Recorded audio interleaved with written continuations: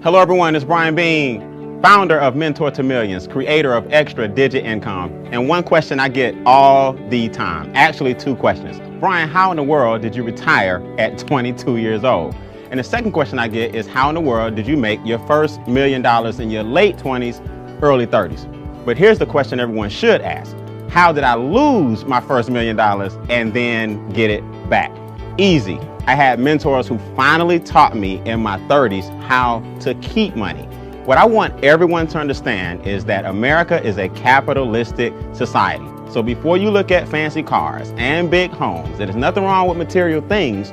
You want to leave more of a legacy for your family and create wealth for your loved ones. Here's a basic formula that I want to share with everyone watching this video. 2, 4, and 3. There are two basic objectives that everyone wants to meet in America. In capitalism, one is you want to make money to maintain the lifestyle that you currently have during your working years. That's very important.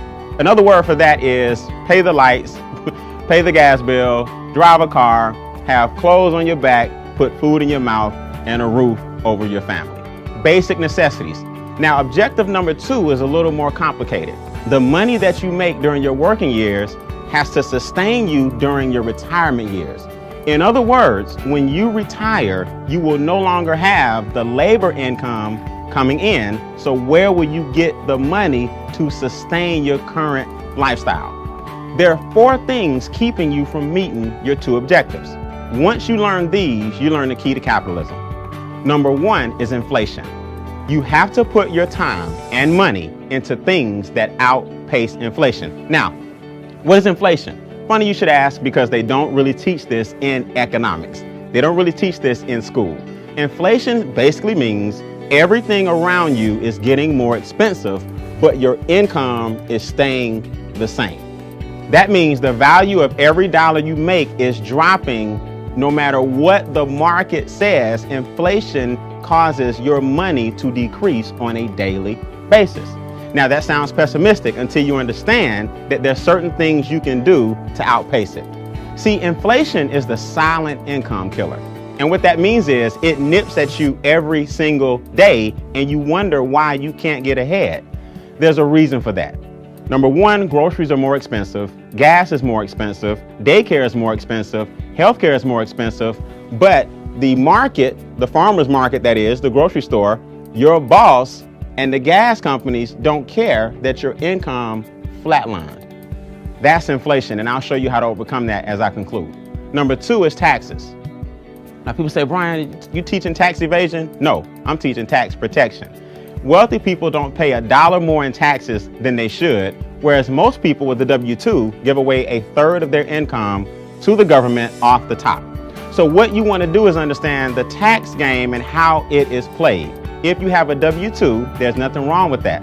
But most people with a W-2 basically work from January to April for the government.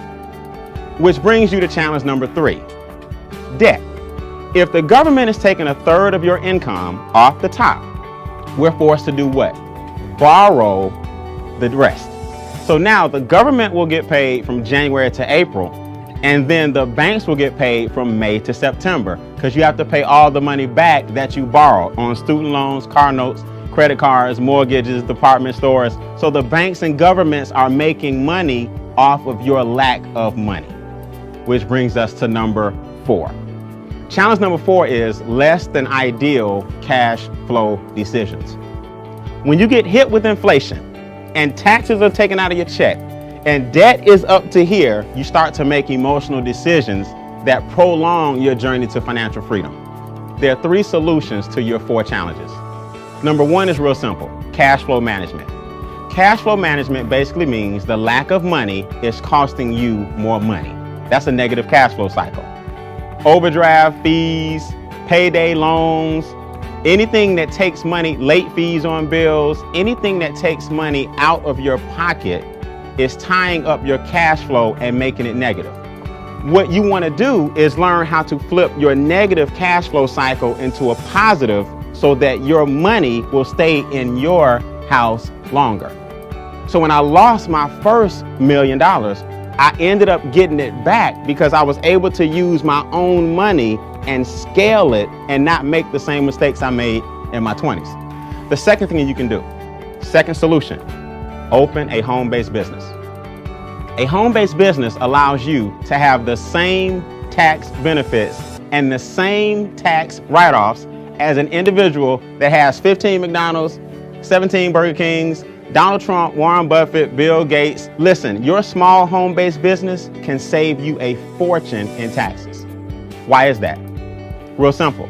Your light bill, your gas bill, your water bill, your cell phone bill, your internet bill, your gas in your car, percentages of all these bills now allow you to have huge deductions, and your income that you're taxed on is lower. As I conclude, in other words, open a home-based business with a quality product or service and pay less taxes, or make your only income a W-2 and pay more taxes. See, here's the key. Your money is going to make someone wealthy. The question is, who's it going to be? And number 3 is investment income. Always understand that making money is taxed at a lower rate than labor making money. So do you think wealthy people work harder than you? Or do you think wealthy people have figured something out that you have not? There's a reason Warren Buffett pays less taxes percentage-wise than his secretary. He understands capitalism. Remember, guys, making money talks, yes, but creating wealth whispers. I'm Beane. Continue to create, sustain, and advance.